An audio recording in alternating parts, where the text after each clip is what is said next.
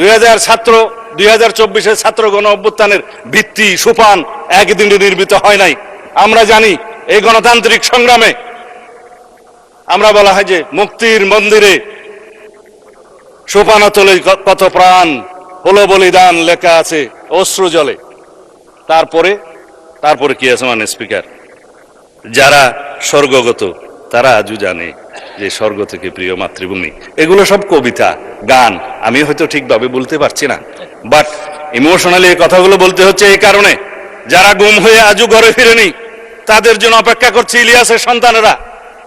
তার সঙ্গিনী এখনো বাতায়ন খুলে বসে থাকে তার স্বামী কোনোদিন আসবে বলে। আমরা তাদের কাছে কি জবাব দেব?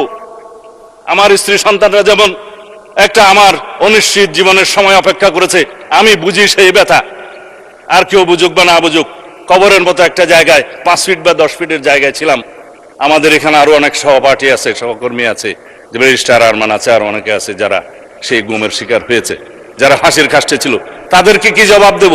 আসুন আমরা এমন একটা বাংলাদেশ বিনির্মাণ করি যার প্রত্যাশা আমাদের শহীদরা করেছেন, যার আকাঙ্ক্ষা আমরা করেছি, যার আকাঙ্ক্ষা 71-এর শহীদরা করেছেন।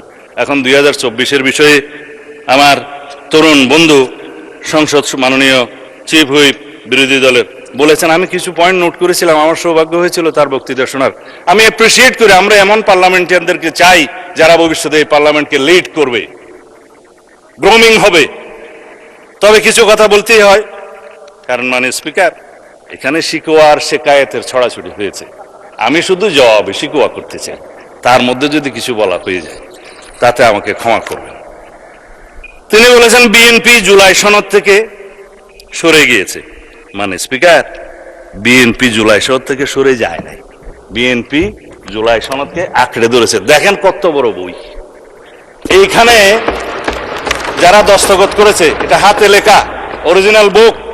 এর মধ্যে 30টা পার্টির মধ্যে 4টা পার্টি সই করে নাই, 26টা পার্টি সই করেছে। আমার ছোট বন্ধু এই নাহিদ সাহেবরা সই করেছেন 16/2/2026 সালে। এটা ফটোকপি ওখানকার লেখা আছে, নোট অফ ডিসেন্ট ব্যতি রেখে গণভোটের গণরায়ের সিদ্ধান্তের পূর্ণাঙ্গ বাস্তবায়ন সাপেক্ষে। কেন এই নোট অফ ডিসেন্টের মধ্যে মানে স্পিকার এনসিপি জুলাই সনদের দফা 16(4) দফা 22(গ) 2 জায়গাতে নোট